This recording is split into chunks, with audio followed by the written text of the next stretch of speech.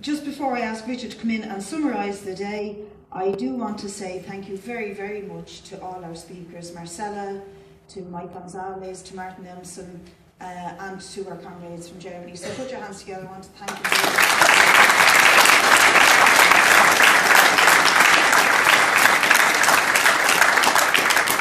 And to acknowledge the role of the trade union leaders, John Douglas and Jimmy Kelly. I think it's very important that we kickstart what we're doing with at least some of the trade union movement behind us and fully on board.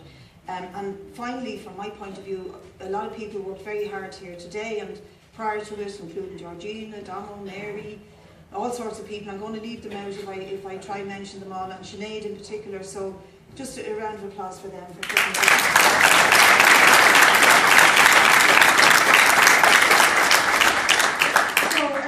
our next speaker needs much of an introduction. Richard Boys Barret TD will summarise the conference. Yeah, I just want to say it's been a very inspiring conference, and I think we've had some brilliant ideas, and I'm confident that if we take the ideas that have come up here today and we go out with a serious determination and will to build this campaign, that we can win. And I'd like to remind people that I think more or less this time last year we had another conference in this very room under the heading of the Natural Resources Protection Alliance, and at that meeting we decided that we were going to defeat the government and the Troika's attempt to privatise our forests, to sell off the harvesting rights of Cuilche. At that time, most of the public didn't even know they were up for sale, and we were the only people, and the first people, with the honourable exception of the Woodland League, a relatively small, very fantastic NGO, but they were really the only people who've been talking about the issue before that, but they were a small group, and this was the first substantial discussion at all by anybody else about a commitment that had been written down in the Troika Memorandum of Understanding, where the government had said this is going to happen. And insofar as they were even asked about it prior to that meeting, it was just dismissive attitude. It's a done deal, it's in the agreement, we've signed it up with the Troika, it's going to happen. And at that meeting we said we are going to start a campaign to overturn that decision. And within 6 months we had succeeded. Much, frankly, to even, I think, many of our own surprises. We were quite surprised that we won it so quickly and so decisively. And it is the only defeat against the Troika that we have won. That is a fantastic achievement, and it proves it can be done. So a group of people this size, if they make the decision exactly, it was the same numbers here in the same room, said we are going to do this, and we said we were going to have the demonstration in Avondale, we said we were going to mobilise across the country, we said it was going to be big, broad, it was going to include everybody across the political spectrum, it was going to involve artists, communities, walking groups, community groups, and so on, and we went out and we delivered it, and we terrified the government, and within 2 days of the demonstration in Avondale, the government did a U-turn. So if anybody is starting from, and Tommy's absolutely right to talk about the sense of demoralisation that is out there, it is out there, but we have to be the people who break from that sense of fatalism and demoralisation and understand we can do this because we did it before in the last year on the issue of our public forests, and now we have to do it on the issue of water and keeping our water public. And I have absolutely no doubt that we can do it, but it is critical to learn the lessons of that campaign, and I think they have been very, very strongly underlined by our international speakers, all of whom have emphasised the need for the campaign to be very, very broad and all-encompassing. You know, when Marcella, I think it was, who said, we often use the slogan, united we stand, divided we fall, but we often don't actually live that. And I think we all know that often we are bedeviled by an emphasis on what divides us, what differentiates us, rather than on what unites us. And that is the death knell of effective campaigning. If you start from the things that distinguish you from other people, rather than start from the things on which we can unite. And that has to be our approach. And it succeeded in Bolivia because it was a broad, popular, mass campaign of the people, driven from the bottom, not from the top. And similarly, the approach that has been adopted by the Right to Water campaign, the petition and so on, that was organised across Europe, an extraordinary achievement of 1.8 million people signing a petition forcing the issue of water privatisation into the centre of political debate within the EU. When we know that the European Union and all of the government elites across the world have absolutely got their eyes set on the plundering and privatising of natural resources. That is their central agenda at the moment.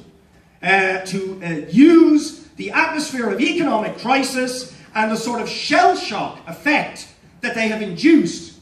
Because what we've seen in the last 5 or 6 years has been the European and Western equivalent of the Iraq War.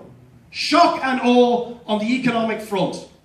Very deliberate tactic to absolutely shock people and to paralyse them into a sense of not being able to resist anything.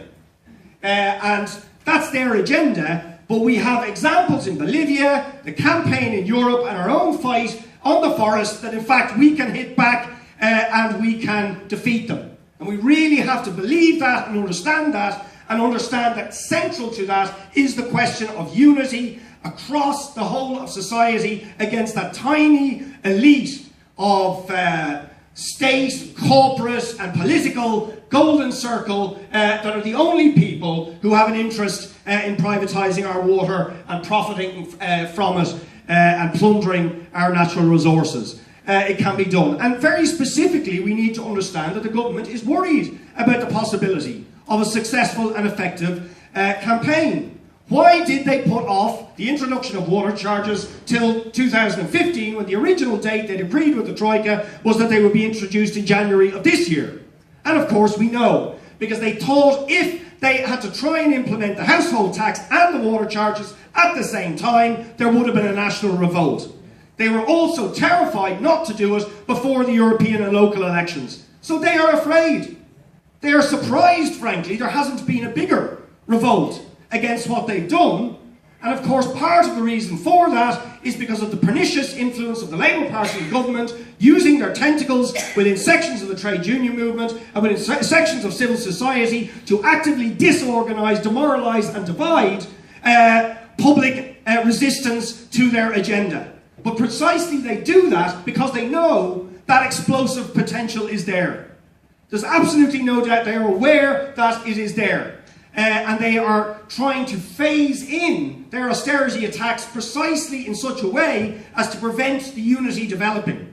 So if they understand that, we have to understand that. They are worried, and their main weapon is to try and divide us and demoralise us.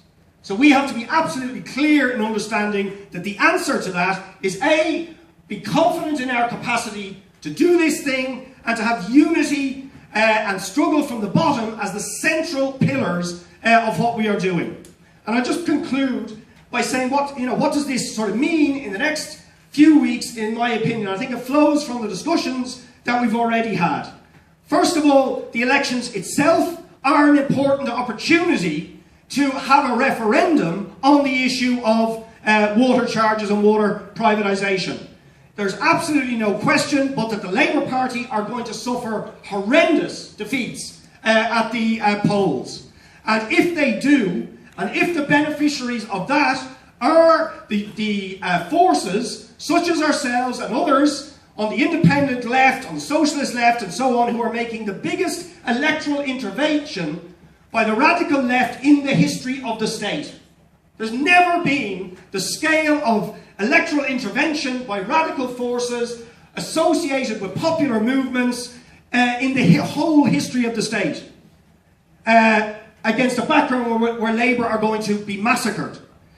So this can actually destabilise the government.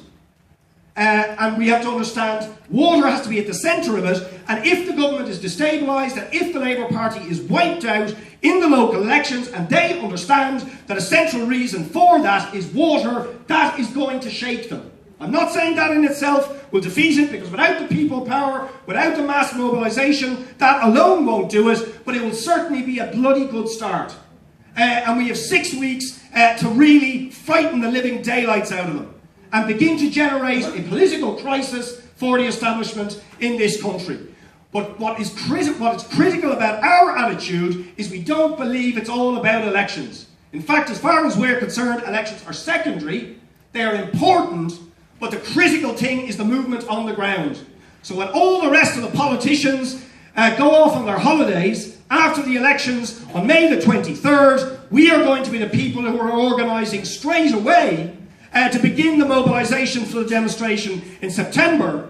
And critically, a key organising tool for that has to be the national petition, as the European campaign has shown. We have to show that we have the mandate of the people in opposing water charges, following on from what we hope will be a successful intervention in the elections, to really begin to ram home the message and give people confidence that we have hundreds of thousands of people behind us.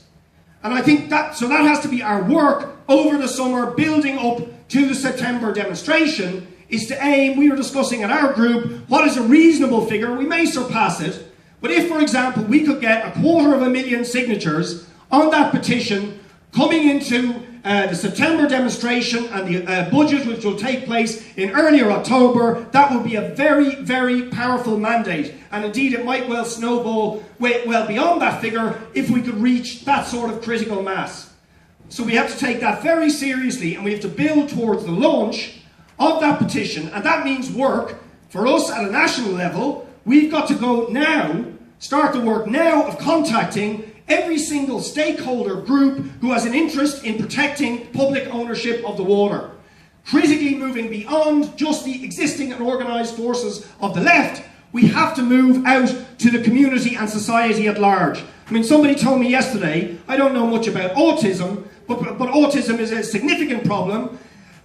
For children who are autistic, having access to water, baths and so on is very, very important part of, if you like, I don't know if treatment is the right word, but it's very, very important it's very important for them, okay? So there's a group who has very specific interest, the elderly. Think about old people terrorised in their homes at the prospect of having a bath, which is so important for the elderly, that they will be afraid to have a bath.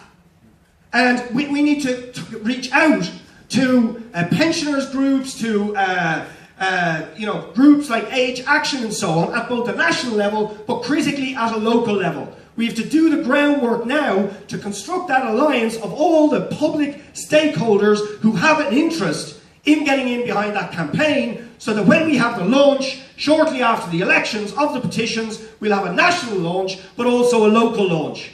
And the test of that will be, have you got the pensioners groups, have you got the student unions, have you got the environmental groups, have you got some local celebrities and artists, and have you got a cross-section of political organisations that are opposed to water charges? And if we do that, and have those launches in early June, that can begin the momentum which will deliver the mass demonstration, deliver the popular mandate to say the government have no authority to introduce water charges. And that can lay the basis for the sort of civil disobedience and mass resistance that can defeat the water charges. So I think it is possible. We've done it before. They've done it in Bolivia. They've done it in Europe. We've done it in the forest. We can do it again this time. So let's go and carry through that task.